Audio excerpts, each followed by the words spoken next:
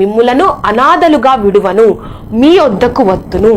దేవుడు నిన్ను ఎన్నడూ విడిచిపెట్టరు. ఈ ఇక చదివిన వాక్యంలో యోహాను సువార్త 14వ అధ్యాయం 18వ వచనంలో చదివిన వాక్యంలో ఈ మాట పలికింది యేసుక్రీస్తు. ఎవరి గురించి తెలుసా?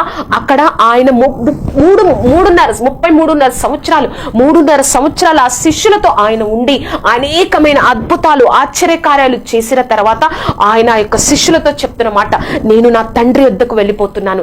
లోకము నేను తండ్రిని వేడుకుంటాను ఏమనంటే, మీకు ఒక ఆదరణకర్తను పంపమని, మీ దగ్గరికి ఒక ఆదరణకర్తను పంపమని. నేను వెళ్ళిపోతున్నానని మిమ్మల్ని నేను అనాథలుగా వదలను, మళ్ళీ వస్తాను, మీ వద్దకు వస్తాను అని దేవుడు చెప్తున్నారు. తండ్రిని తెలుసుకున్నారు అని దేవుడు చెప్తున్నారు అని ఆ శిష్యుల్ని బలపరుస్తున్నారు. మిమ్మల్ని నేను అనాథలుగా విడువనని దేవుడు మరలా మనతో ఈరోజు జ్ఞాపకం చేస్తున్నారు. నేను నిన్ను విడిచిపెట్టను.